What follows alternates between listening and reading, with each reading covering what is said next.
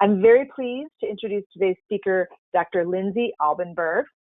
Dr. Lindsay Albenberg is Assistant Professor of Pediatrics at the Perelman School of Medicine at the University of Pennsylvania and an attending physician in the Division of Gastroenterology, Hepatology, and Nutrition at the Children's Hospital of Philadelphia. She's the Program Director for the Fellowship in Advanced Inflammatory Bowel Disease. Dr. Albenberg is a researcher within the Center for Pediatric Inflammatory Bowel Disease at CHOP. One of her key research interests is the response of the gut microbiota to dietary modification in inflammatory bowel disease. And now I'm so pleased to welcome Dr. Lindsay Albenberg. Thanks so much, Amy. It's great to be here with everyone, talking about a very exciting and hot topic, and a topic that's near and dear to my heart. So the objectives today are to identify why we need therapeutic diets for IBD in the biologic era. We will explain the evidence regarding diet and its effects on the gut microbiome, the metabolome, and its relevance to inflammatory bowel disease. And then we'll also talk about dietary management approaches for inflammatory bowel disease, what's been done in the past, what is being done currently, and then also, and perhaps most importantly, where we need to go in the future. So IBD, as you are all aware, is becoming a global epidemic. So the incidence of IBD rose steadily in the 20th century in the Western world. IBD was relatively rare in developing nations, but over the past few decades, newly industrialized countries have documented the emergence of IBD, specifically countries in Asia, South America, and the Middle East. So again, this is a global disease. About 5 million individuals are affected worldwide. The prevalence in the Western world is about 0.5%,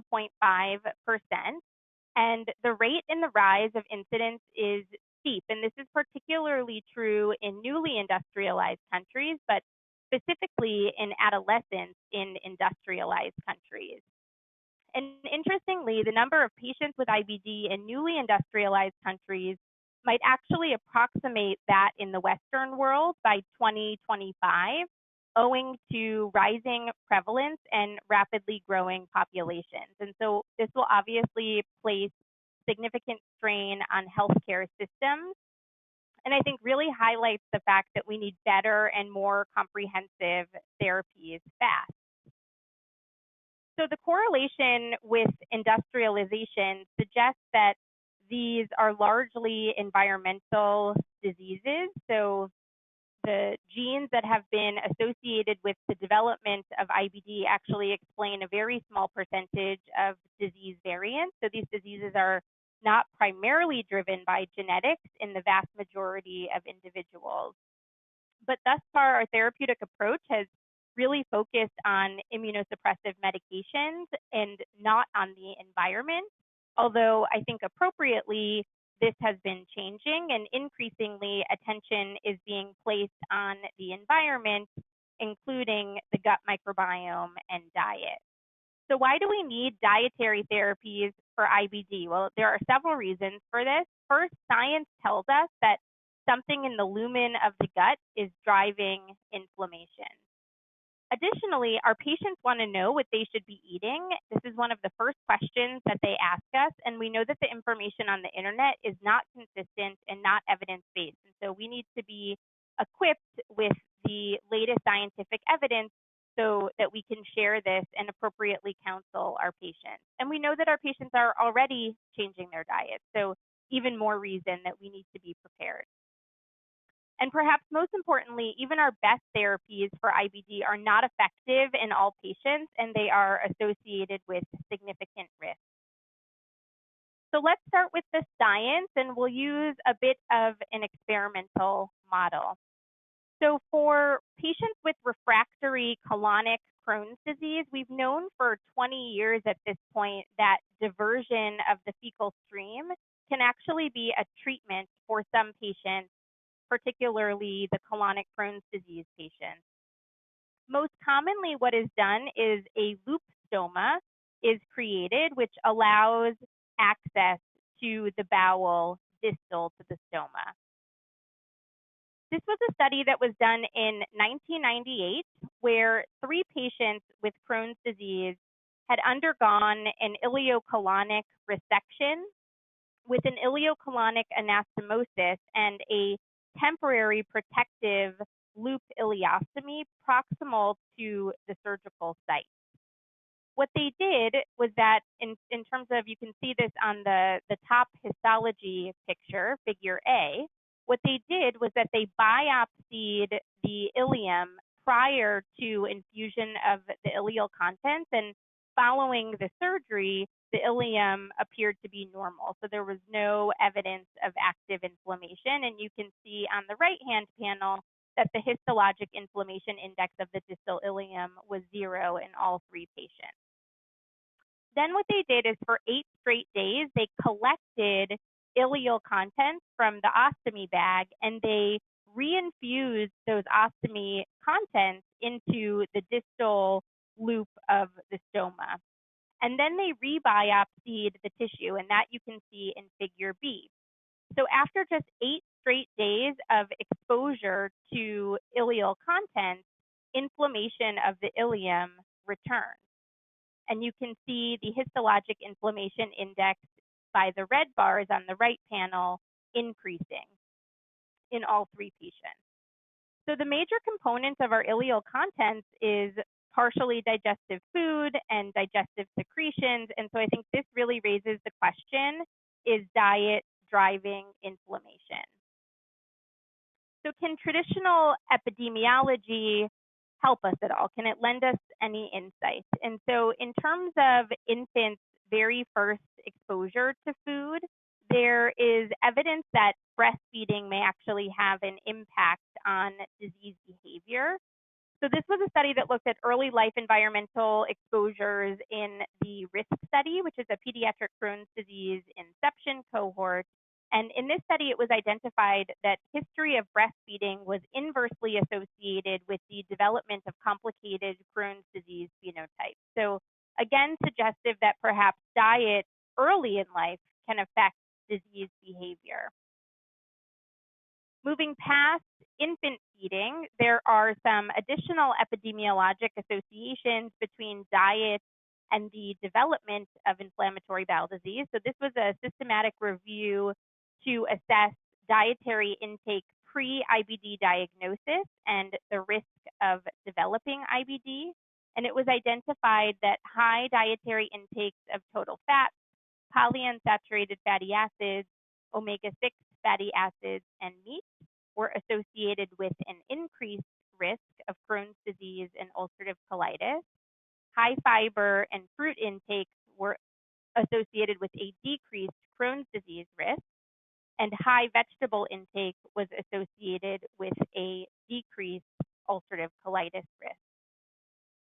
And then subsequently, this study included women who were enrolled in the Nurses' Health Study 2, and all of these individuals completed a validated high school dietary questionnaire in 1998. The exposure was dietary pattern in high school, and the outcome was risk of developing inflammatory bowel disease, either Crohn's disease or ulcerative colitis, through 2011. And you can see those highlighted in green were found to be potentially protective against the development of IBD. So intake of fiber, fish, and vegetables. So what can we learn from these epidemiologic data? So it seems that what and when you eat can potentially influence a person's risk of developing inflammatory bowel disease. There's also some suggestion that earlier exposure may be more important than dietary changes later in life, particularly for the purposes of preventing disease. So we recognize these epidemiologic associations, and we know that in IBD patients, there is an association with abnormal composition of the gut microbes. And many, many studies at this point have demonstrated that diet plays a significant role on shaping the composition of the gut microbiota. And so it certainly is logical to think that diet may be involved in the development of IBD and that diet may be a potential therapy. So clearly, dietary therapies make sense. We also know that diet is important to our patients with inflammatory bowel disease. So these are data from IBD Partners. IBD Partners is it's an ongoing internet-based cohort of adults with inflammatory bowel disease who submit surveys on their disease characteristics and therapies at various intervals. And this study looked at those patients in IBD Partners, and they asked them open-ended questions regarding foods that these patients either felt exacerbated or ameliorated their inflammatory bowel disease symptoms. You can see in the columns various IBD subtypes, so Crohn's disease, ulcerative colitis, Crohn's disease with an ostomy, and ulcerative colitis with a pouch. Interestingly, yogurt and rice were found to improve symptoms, and this was consistent really among all 4 disease subtypes. Bananas were found to improve symptoms in patients with ulcerative colitis with a pouch, and a whole host of foods were found to worsen inflammatory bowel disease symptoms, and these were generally consistent among groups. And not surprisingly, patients tended to avoid foods that they felt exacerbated their symptoms, creating, in essence, their own exclusion diet. Though I think it's really important to highlight here that improvement in symptoms does not always mean improvement in inflammation. So this is just an observation, and we cannot really know what's happening from an inflammation perspective based on this study. So we know that diet is important to our patients, and that's certainly a reason that we need dietary therapies in the era of biologics. But another reason is that our therapies for inflammatory bowel disease are just not good enough. So if you look at our biologic and small molecule therapies that have been developed in the last 2 decades and the randomized controlled trials that have brought them to market, there are some commonalities. So it seems that about 50 to 60% of patients will have clinical response to induction therapy. About 15% of patients will achieve endoscopic and histologic remission in these trials.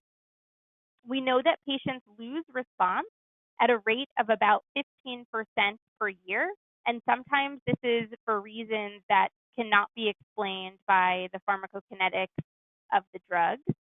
And we also know that particularly from Crohn's disease, it seems that nearly all patients will have disease recurrence at some time after the therapy is discontinued. And so clearly there is room for improvement, and we need to be doing better. Additionally, meta-analyses and randomized controlled trials in adult patients have overall concluded that in the biologic era, there has been a reduction in surgical rates in Crohn's disease. But I highlight this figure because, again, I think that there is still clearly room for improvement, and it really raises the question, can treating to target further decrease the number of surgeries? And when we talk about treating to target, I think a multidisciplinary approach utilizing combinations of medical, pharmacological, and dietary therapies, or using dietary therapies alone in certain patients, might lead to improvement in these numbers. And then, and perhaps most importantly, there are safety concerns with our medications that we use to treat inflammatory bowel disease, such as infections and malignancy.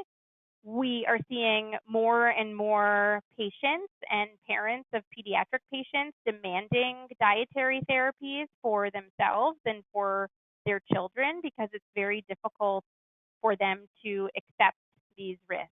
And so I have the risks shown here, and I know that many of you are familiar with these, but I think, again, really important to think about all of these safety concerns that are associated with the medications that we use to treat IBD. And again, whether we can be using dietary therapies in certain patients or combining dietary therapies with our pharmacological therapies. So to summarize this first section of the talk, why do we need nutritional therapy in IBD? Because it makes sense, because medications have limited efficacy. We know that medications are not a cure. We know that medications are associated with safety concerns. We know that there's this rising incidence of inflammatory bowel disease in children and adolescents, and these are patients who will have a lifetime potentially of treatments for inflammatory bowel disease ahead of them. And so I think really thinking about risk is really critical, particularly really in all of our patients, but particularly in these young patients. So let's switch gears a little bit and talk about diet and inflammatory bowel disease and what's out there. So there's a lot of information out there for our patients. There is so much that one can discover just by Googling diet and inflammatory bowel disease. I've mentioned that diet is very important to our patients, and the number one question that we get from our patients is, what should I eat? We know, as I mentioned, that patients are already changing their diets, and we should be making recommendations that are evidence-based, because the information that is out there on the internet is not evidence-based for the most part. I want to talk a little bit about science in terms of some discoveries that have been made that have really led us further to believe that diet is really critical in terms of its effects on the microbiome and its possible role in the pathogenesis of IBD or in perpetuating IBD. I think probably the best example that there might be something potentially harmful in our usual diet has come from studies of dietary emulsifiers. So emulsifiers are ubiquitous in processed foods and have been shown to alter the mouse gut microbiota and have been shown to promote colitis in animal models of IBD, disrupting the barrier function. Similarly, artificial sweeteners have been shown to alter the gut microbiota.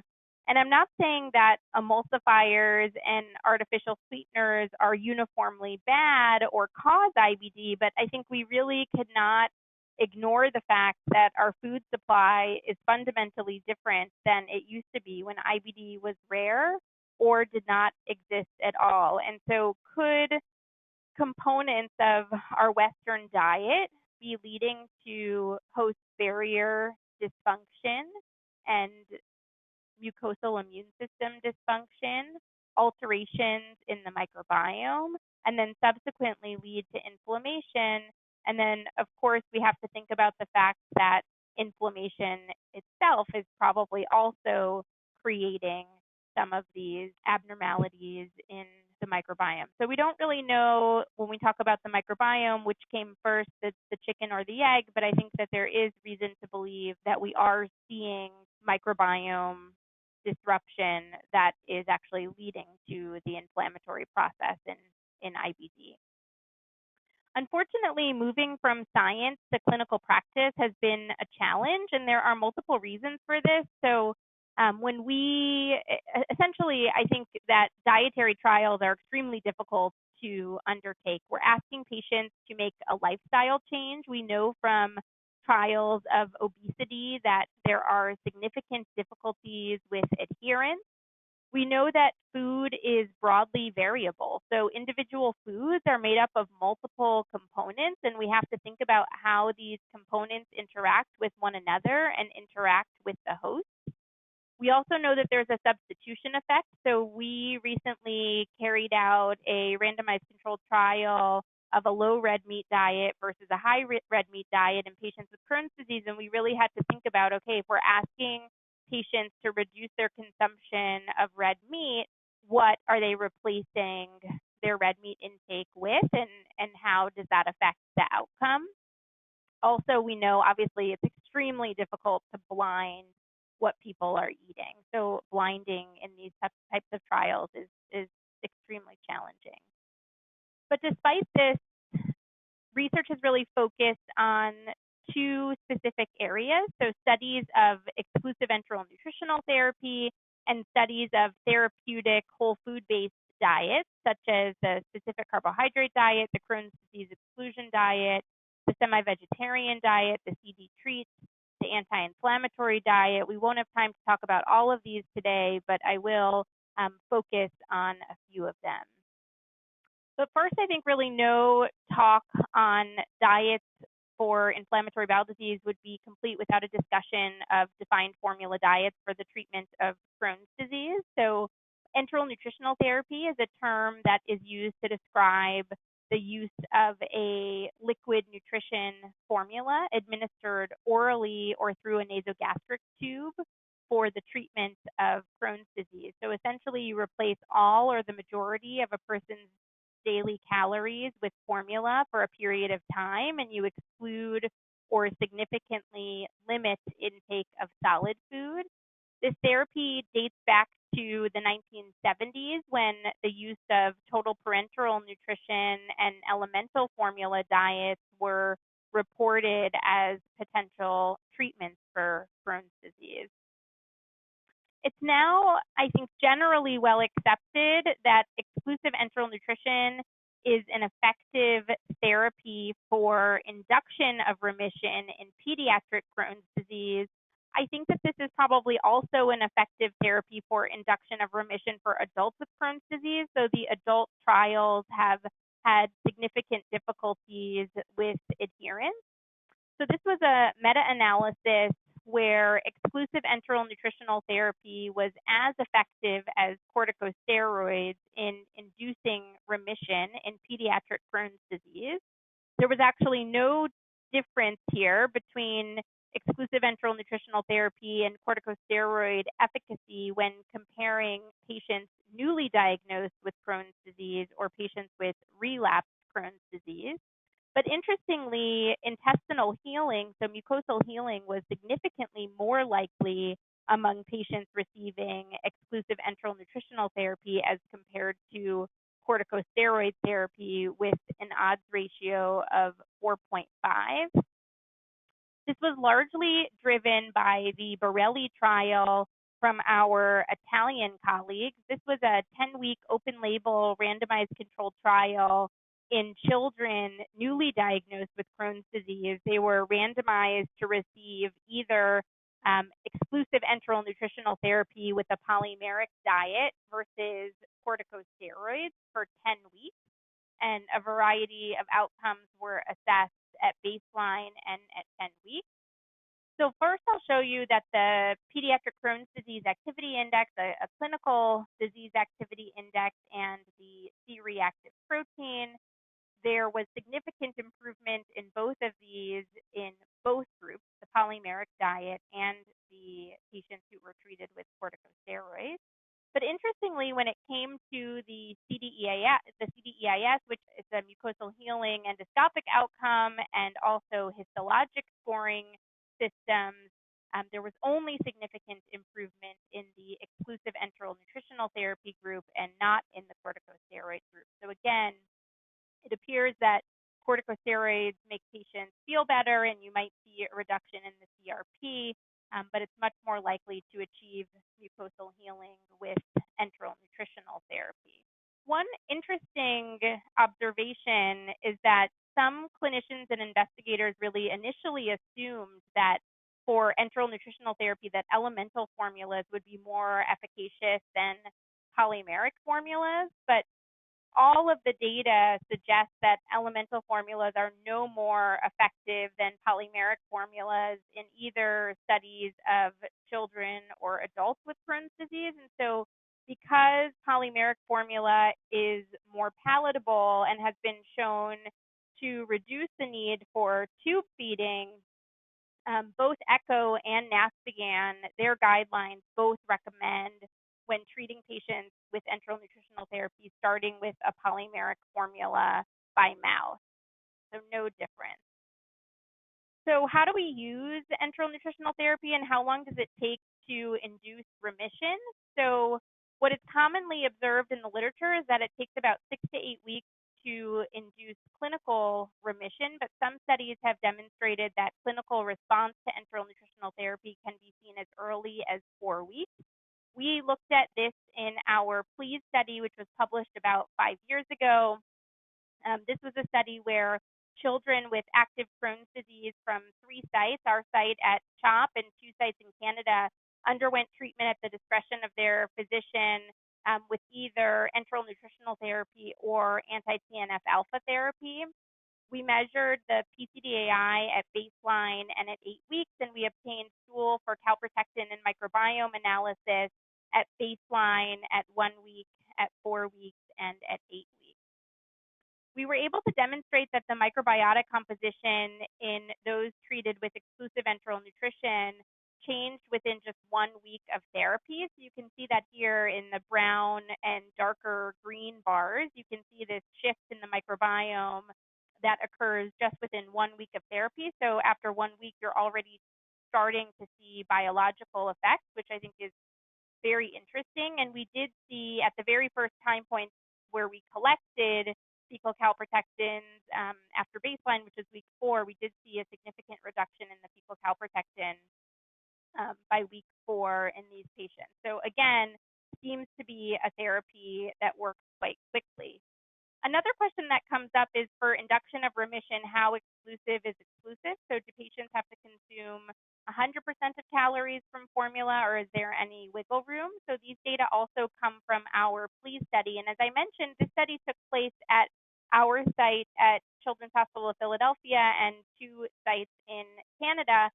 Interestingly, at the time, the Canadian protocol was to recommend that 100% of calories come from enteral nutritional therapy, to come from formula, and that all that was allowed additionally was hard candies or clear liquids. We wanted to increase flexibility for our patients, and so what we were doing is calculating calorie needs and then recommending that 80% of those needs came from formula, and then we didn't really give any guidance otherwise, and we just assumed that the other 20% would be consumed from solid food and that patients would kind of reach satiety and hit their needs, and that's actually not what happened. So our patients in Philadelphia were actually consuming like 1.5 times their calorie needs. And when you actually looked at the diet records, about 50% of their calories were coming from formula and 50% of their calories were coming from regular food. And this did seem to affect the outcome. So the percentage of patients with a fecal calprotectin less than 50 or less than 250 was much lower in our patients from Philadelphia compared to the Canadian patients, which is the exclusive enteral nutrition group in blue, and patients who are treated with anti-TNF alpha therapy in green. And so it really does seem that 50% of calories from formula and 50% of calories from regular food is not effective for induction of remission.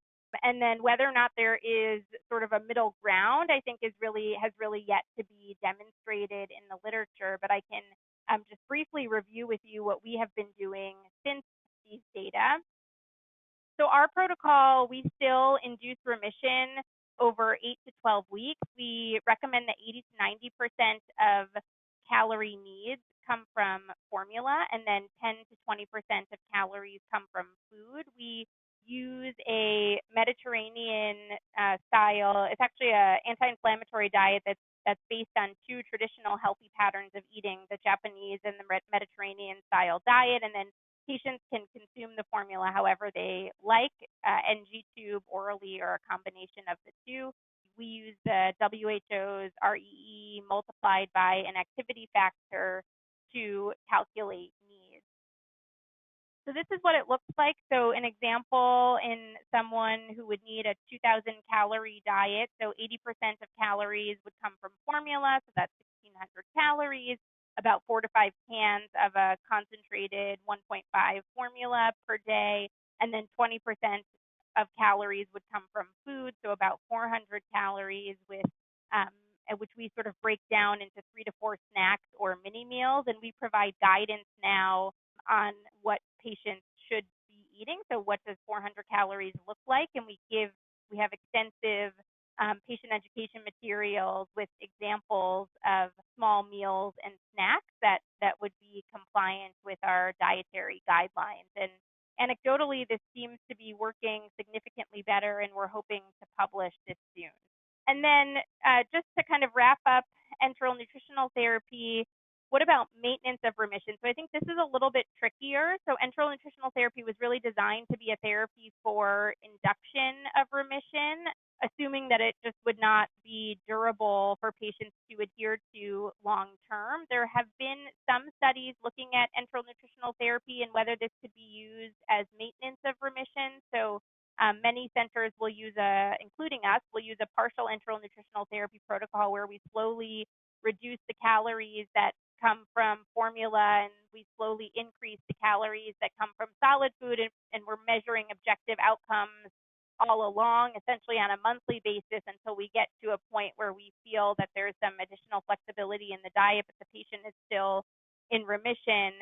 There's really not much literature on this approach, and in fact, really there was a group that tried to do a meta-analysis of enteral nutritional therapy for maintenance of remission, and it just could not be done because of the scarcity of data and the heterogeneity of the studies. So I think this leads me to where should we place enteral nutritional therapy? So the most common placement that's observed in the literature is as an alternative to corticosteroids and as a bridge to a thiopurine. There's a bit of data evaluating EEN with other therapies, such as one study with anti-TNFs. I think the first point using this as a bridge to thiopurine is also interesting to think about, given that we're using fewer and fewer thiopurines. So we've sort of had to rethink where we position this therapy. We and others have used formula-based therapies as a bridge to partial enteral nutritional therapy for maintenance of remission. We and others have used exclusive enteral nutritional therapy as a bridge to exclusion diets. And there are other applications in terms of patients where you're sort of in limbo. Either you're waiting for insurance approval for your biologic medication, you need to immunize a patient's not appropriate for immunosuppressive therapy, or a patient starting a medication that takes longer to demonstrate efficacy. So to summarize, exclusive enteral nutrition and the pros and cons, this is a therapy that is at least as effective as corticosteroids. However, it is associated with mucosal healing. It's a therapy that works quickly. There have been many studies that I did not have time to discuss today that demonstrate that this therapy improves nutritional status and it improves bone health. We know that there are no side effects, and the negatives are that it's a demanding therapy. I would say it's not a challenging therapy, it's just more of a demanding therapy. So it demands resources, education, dedication. And then I think the biggest question is the long-term benefit and what's the exit strategy. So we've observed that at some point these patients don't want to follow, or do not want to be consuming formula as their primary source of nutrition. And so trying to think about what's the exit strategy when starting enteral nutritional therapy. So I think given the challenges that have been associated with enteral nutritional therapy, there has really been a push to try to think about whole food-based therapeutic diets to treat inflammatory bowel disease. And this is a very provocative study that was published in Gastroenterology in 2018 from the Gerasimidis group, where they basically said, okay, can we design a whole food-based diet that matches the macronutrients, vitamins, minerals, and fiber as one of the formulas that we commonly use to treat patients when we're using enteral nutritional therapy, and see similar results. And so they did this. So they designed a whole food-based diet. So it was gluten-free, it was lactose-free, it matched the macronutrients of polymeric formula, and they created these menus. All of the food was delivered by a catering company, and they piloted this initially in 28 healthy adults, and they saw similar effects on the microbiome and the metabolome as compared to what has previously been seen in the literature with enteral nutritional therapy. And then they looked at this in 5 children with active Crohn's disease, 4 had improvement in symptoms, and then 1 child discontinued the diet because of symptom exacerbation. And on the right-hand side, you can see the reduction in fecal calprotectin from baseline to week 4 to week 8. So again, I think really interesting. We need more patients, but I think a very cool idea, thinking outside of the box. Can we use whole food to make these types of dietary therapies more tolerable? I want to briefly mention the specific carbohydrate diet. This is a diet that's been really widely popular among patients and families. It's spread through word of mouth and mixed media. There's not much scientific literature, but I think we've probably all had examples where this has been an effective diet for inflammatory bowel disease patients. It's a diet that is fairly exclusive, so it excludes all grains, refined sugars, cow's milk products, with the exception of fully fermented yogurts and certain hard cheeses, and excludes processed foods as well. And again, it's been very popular to treat a variety of GI illnesses, plentiful anecdotal evidence with some concerns that I think need to be addressed, including elimination of whole food groups from the diet, inadequate calories, and of course the emotional well-being, particularly of our young patients. Thus far, we really only have small and uncontrolled studies, but some of them have demonstrated clinical improvement and microbiome shifts prospectively. I think we definitely need more information, particularly when it comes to mucosal healing. The good news is that there are 2 very large ongoing multi-center trials, both of which have completed enrollment and are analyzing data. So I think in the next few months, we will have more information. So there's the N of 1 study called the Produce study led by David Suskind, where he has enrolled 120 pediatric patients with active Crohn's disease, and he's evaluating the specific carbohydrate diet versus a Mediterranean style diet. And then also the DINE CD study led by Jim Lewis, which is a randomized controlled trial of 194 adults evaluating the specific carbohydrate diet versus the Mediterranean diet. And so again, I think more to come on this for sure. And then in the last 10 minutes before we get to questions, I just want to talk about something that I think is very exciting, which is the new kid on the block. So the Crohn's disease exclusion diet, or CDED, which was developed by a team of investigators, including Ari Levine in Israel. I think this is a very exciting diet, still a lot to be learned here. And so essentially what these investigators did is they said, we know that Western diet is bad. We know that exclusive enteral nutritional therapy is good, but is difficult. And so can we combine EEN with a whole food-based diet, which eliminates potentially pro-inflammatory components of the Western diet and requires a minimum amount of anti-inflammatory foods, particularly beneficial fiber? And so this is the design of the study. So the study enrolled 78 pediatric patients with mild to moderate Crohn's disease. They were randomized into one of 2 arms. So the first arm in group 1, for the first 6 weeks, patients received a whole food-based diet, the Crohn's disease exclusion diet. That was 50% of their calories, and then 50% of their calories came from oral modulin, which is one of the formulas that's commonly used for enteral nutritional therapy worldwide. This was for the first 6 weeks, and then in the second 6 weeks, patients received 25% of their calories from formula and 75% of their calories from the CDED diet. And then in group 2, for the first 6 weeks, they received 100% of their calories from formula. And in the second 6 weeks, they received 25% of their calories from formula. And then there was a slow transition. And by the end of this phase 2, they were 75% of their calories were coming from essentially a free diet. And so all of these outcomes that you can see on the bottom panel were followed closely. The primary outcome here was tolerance.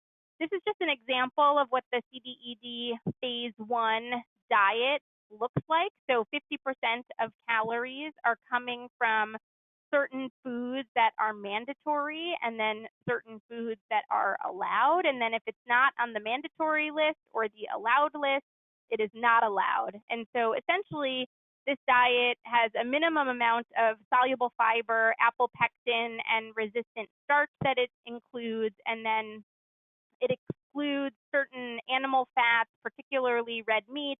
It excludes dairy, wheat, alcohol, yeast, emulsifiers, and some other small molecules and nanoparticles. So this is what it looks like. And then there are different phases, and the diet becomes progressively more inclusive, and foods get added as you go along. So here are the week 6 data. So this is looking at exclusive enteral nutritional therapy versus 50% of calories from the CDED and 50% of calories from formula. And you can see that tolerance was actually better in the CDED with partial enteral nutrition group as compared to exclusive enteral nutrition. This is not surprising, as these patients were obviously eating solid foods, and you can see how that would be more enjoyable and better tolerated. But in terms of compliance, response, and 2 definitions of remission, there was no difference between exclusive enteral nutrition and the phase 1 of the CDED diet. Here you can see the week 6 pediatric Crohn's disease activity index and CRP data. This shows change in the median PCDAI and CRP from baseline to week 6. You can see significant improvements in the PCDAI and in the CRP in both the CDED group and the exclusive enteral nutrition group. I will point out that in general, this was a mild disease activity group. So the median baseline PCDAIs were on the low side. And then here you can see the change in median fecal calprotectin from baseline to week 6 and then week 12. Significant improvements again in both groups. So by week 12, about a 75% reduction in fecal calprotectin in the CDED plus partial enteral nutrition group. And in the enteral nutritional therapy group, what's interesting is that you do see this rebound effect in the calprotectin at week 12, which is likely secondary to the fact that these patients were transitioning to a diet that was 75% free diet, so only 25% of calories from formula and 75% of calories from whatever they wanted. So in conclusion, I think that this is very exciting from a pediatric perspective and certainly from a dietary therapy perspective. This is a large study. It was randomized and controlled. It was not powered to be an efficacy trial, but seemed to be as good and potentially better, particularly when it comes to tolerance compared to exclusive enteral nutritional therapy for induction of remission. I want to remind folks that this was a mild disease cohort with a short disease duration, so we don't know what this would look like in patients with more severe disease or longer disease duration. No mucosal healing endpoint, so there were no endoscopies in this study, which is obviously difficult in the pediatric population, but we did see a significant reduction in the fecal calprotectin. And then I think most importantly, the long-term outcomes are really unknown. There are studies that are ongoing, but I think there's a question of whether patients will achieve mucosal healing with diet alone by 6 months. Whether or not the diet is sustainable long-term, I think is really important to sort out. And then I think understanding which pieces of the diet are totally critical. So I think when we are thinking about exclusion diets, we tried to be like overly exclusive, but we don't know, for example, in phase 1 of the diet, you can have 5 strawberries a day, but could you have 10 strawberries a day? Is there anything really bad about a strawberry? Probably not. And I think similarly, whether certain patients who are not picky eaters would not need the formula at all, I think that that is really important to sort out as well. So in conclusion, we discussed today that exclusive enteral nutritional therapy is an effective therapy for Crohn's disease. restriction diets or therapeutic whole food-based diets have shown significant promise. I do think that there are certainly limitations to the clinical data for dietary therapy and IBD. In my mind, this should not be a deterrent. So this needs to be a shared decision-making process with patients or with pediatric patients and their parents. And I think following objective outcomes closely is really critical. When I talk to patients about dietary therapies, this is their drug. So this is their therapy, just like any other drug. And so we discuss the fact that I expect the same compliance with the therapy, the same compliance with monitoring of the therapy, and also a willingness to move on if the therapy is not working. I think we sometimes get in these cycles where we're like, okay, well, what if it was this one specific food that's allowed in the diet that really I shouldn't have been eating, and maybe if we tried to do this all over again and take out that one food, the outcome will be different. So I think talking to patients about the fact that this is a progressive, particularly with Crohn's, these are progressive diseases, and we don't want to waste time and lead to complications of the disease. And then clearly further studies on dietary therapy are needed, particularly those that address the mechanism of the disease. So that is all I have today, and I am happy we have about 10 minutes for questions that I think Amy is going to moderate for us. Yes, great. Thank you so much, Dr. Albenberg, for an excellent, excellent presentation. We do already have several questions from the audience.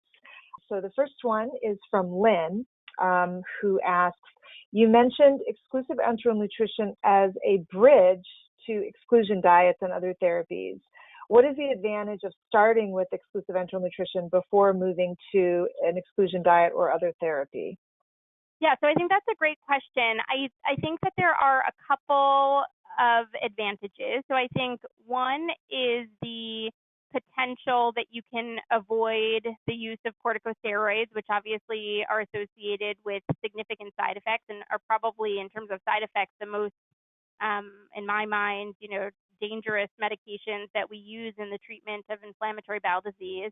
Again, like we don't have any studies really that have done this, but my thought process, and this is anecdotal, has been that if you can heal or get as much healing as possible with exclusive enteral nutritional therapy, which we know is effective for induction of remission in upwards of 70% of Crohn's disease patients, then perhaps it would be more likely that a whole food-based diet would be effective. So I talk to patients about the fact that, we know that enteral nutritional therapy works. I don't think we can question the abundance of literature.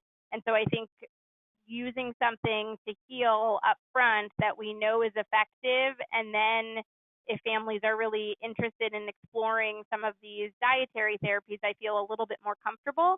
I think the other thing is that when patients are presenting initially, they're frequently malnourished. And so we know that enteral nutritional therapy leads to significant improvement in weight and body composition. And so I think also that allows a little bit more flexibility in terms of what we do next if you know that you can restore a patient's nutritional status and reverse malnutrition. So those are sort of my thoughts on why this could be an effective strategy in the future. But again, we need more studies. Great, thank you so much for that.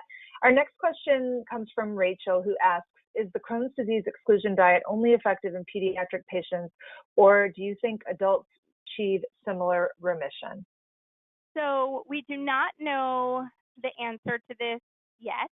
I do not see any reason other than maybe duration of disease that would make me think that this would not be an effective therapy in adults. There are ongoing clinical trials in Europe treating adults with the Crohn's disease exclusion diet, and I suspect that we will see similar results. So I don't know. I mean, again, there are unique characteristics of adult patients with IBD. I think in my mind, treating IBD patients with dietary therapy is really about choosing the appropriate patient. So if you have a patient who is, mild to moderate, you're sort of uncomplicated, they're not particularly malnourished, they're really dedicated, and you think that this is something that they can actually do, I don't see a problem with trying this diet, even though it hasn't been shown yet to be effective in adults. I think the key is that you discuss, the provider is discussing with the patient, we don't have data in adults, but these are the positives, these are the potential negatives. And then, I think the nice thing about this diet is that it does seem like if it's going to work, you will see something as early as week 6. And so it's not a ton of time, right? So it's something that you could try even while you're waiting for approval for other medications, if it's the appropriate patient, of course, something that you could try. And if you get labs and a calprotectin at week 6 and you're not seeing improvement, then I think you need to move on. So yeah, I don't think these dietary therapies, I can't see why biologically it would be different in kids versus adults, but this still needs to be demonstrated, and there is active work going on to figure this out. Great, thank you for that. My next question comes from Mania. The question is, thank you for the great presentation. My question is, if admitted to the hospital for exacerbation, are the patients started on the regimen in the hospital to continue post-discharge for 8 to 12 weeks? Yeah, so we are starting many of our inpatients on enteral nutritional therapy in the hospital. We have not used the whole food-based exclusion diets as much in the inpatient setting. I think just because patients are sick and kind of less interested in eating, and also we don't yet have all of the foods available from our kitchen that we would need in order to get this started. I do know, though, at Seattle Children's, for example, they have like their hospital food system is all set up to do specific carbohydrate diet. We've not done that yet, but I think that inpatient as either, it depends on the patient, but I think either as an adjunct to other therapies that are happening simultaneously. I think we know that enteral nutritional therapy can improve inflammation, heal the intestinal tract in patients with Crohn's disease, lead to weight gain, reversing malnutrition. So we do use it quite a bit inpatient. And then there are those specific situations like patients with intra-abdominal abscesses where it's not appropriate to start immunosuppression, where we're using this therapy quite a bit. Great, thank you so much. Our next question comes from Marla, who asks, does it matter if a patient has CD in the ileum or in the colon? I'm assuming Marla means, in terms of efficacy of the diet. So that's a great question. I didn't have time to get into that today. The data are mixed. So there was one study that showed that you're more likely to respond to defined formula diets, enteral nutritional therapy, if the ileum is involved. But then there was a subsequent study that actually showed that disease location doesn't really matter, and that this is a therapy that could be pursued in any Crohn's disease patient, regardless of disease location.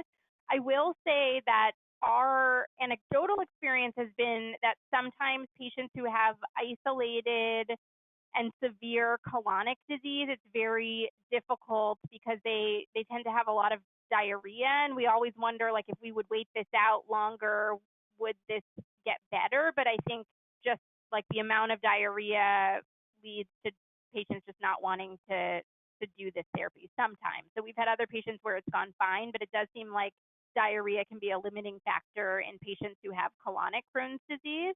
And then in terms of the whole food-based diets, I think there's just not enough literature yet, and there have not been enough studies yet where we can kind of stratify by disease location. But some mixed information in the literature regarding EEN, but we will try it if a patient's on board and they're an appropriate patient. We will try it in patients with Crohn's disease, regardless of the disease location, though we have had issues having to stop the therapy because of diarrhea and isolated colonic disease.